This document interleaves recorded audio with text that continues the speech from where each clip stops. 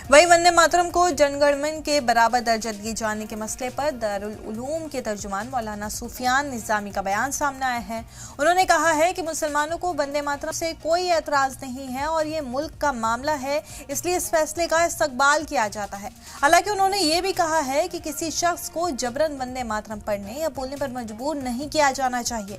मौलाना ने कहा कि मुल्क के अवाम को वंदे मातरम से कोई परेशानी नहीं है, बस मजहबी मामलात में दखलंदाजी नहीं होनी चाहिए।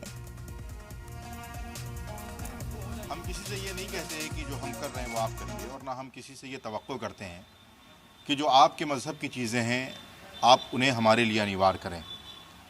वंदे मातरम का एहतराम करना, वंदे मातरम को के ताल्लुक़ से कोई नाज़ेबा अल्फाज या नाज़ेबा कलिमात ना बयान करना, ये तमाम चीज़ें मुसलमान पहले से फ़ॉलो करता आ रहा है और आगे भी फ़ॉलो करेगा।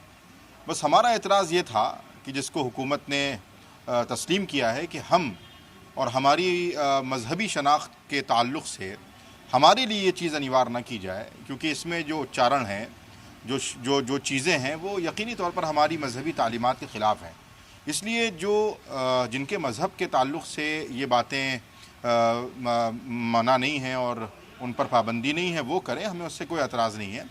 और किसी भी सूरत में यकीनी तौर पर जो भी फ़ैसला होता है वो तमाम मज़ाहिब और मकतब फ़िक्र और तमाम धर्मों के मानने वालों को मद्देनज़र रखते हुए किया जाता है। और मुझे लगता है कि ये फ़ैसला जिसमें अनिवार्य करने की शर्त, पढ़ने की शर्त को अनिवार्य करना, ये जो नहीं शामिल किया गया है, ये यकीनी तौर पर एक बेहतर फ़ैसला है।